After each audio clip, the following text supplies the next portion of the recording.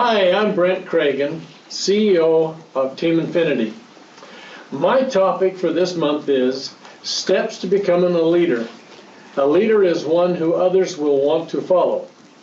As a preface to my teaching you the steps that I believe are important, let's take a couple of minutes and learn from the master teacher. Please understand that I am tolerant of all religions, so please accord me the same right to use the teachings of he who I feel was the greatest master teacher of all. As I use some of the examples used by the Savior, please pay attention to the great leadership lessons that we can learn by studying just a few things that Jesus Christ taught. Many people study his teachings and never do catch the full impact of what he was really teaching. Jesus Christ often referred to us, his followers, as sheep. Why would he refer to us as sheep? What attributes of sheep did he want us to learn? Sheep, when they learn a system and when they trust in what or who they are to follow, are just great followers. That is a trait that Jesus Christ wants us to understand. He wants us to follow him, but he never stopped there. He teaches us that we need to first learn to be great followers prior to becoming great leaders. In fact, a great leader knows when it is time to lead and when it is time to follow. Yes, great leaders must always be great followers when it is time to follow. So the first thing we need to know is that it is important to learn the art of following and being able to know when we should be following, not leading. Next, Jesus Christ taught that he was the great shepherd. He also taught us to follow him and his example. So if he was a shepherd, would he not want us to become shepherds? Again, remember that he taught that we should work to be like him.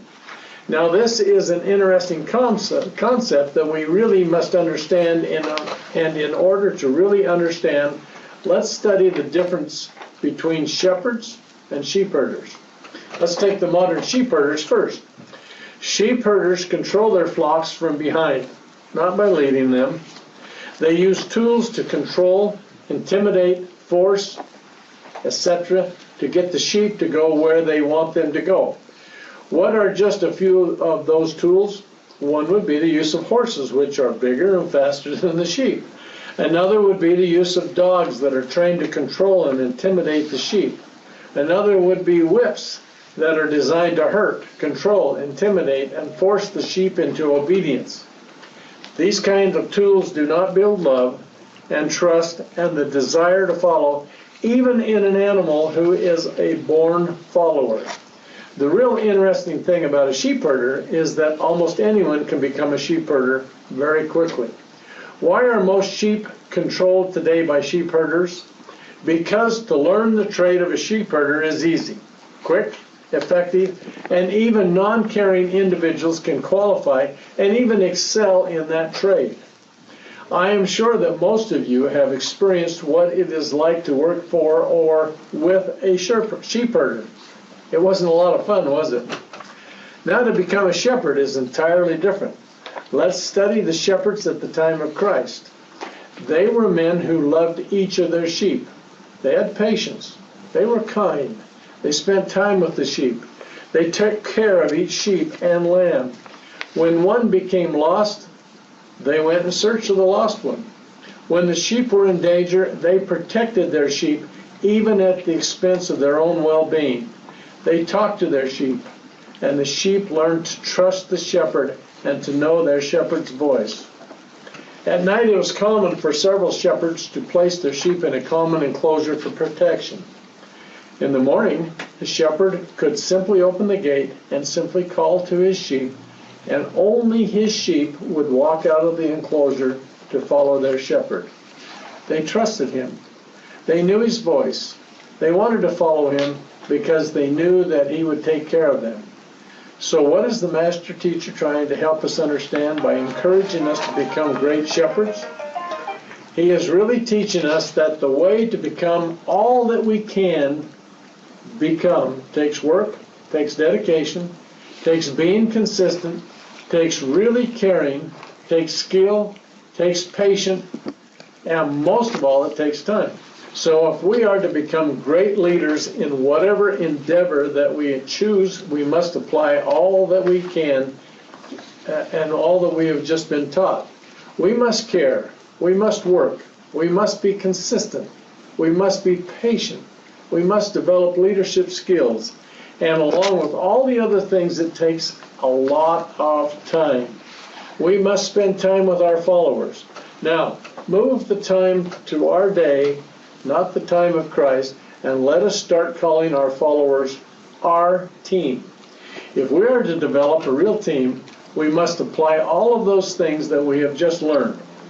Leave any steps out, and we will become just a so-so leader, if even that. And since we cannot spend time with hundreds in our endeavors, we must spend time with those that we can personally lead. We must spend time with just those below us and teach them to do the same in their teams. If we will develop teams with real leaders, we can accomplish anything because our teams will follow us. Their teams will follow them, and so on. To become a great leader, you must spend time, and more time with your team and teach them to do the same. There is no shortcut.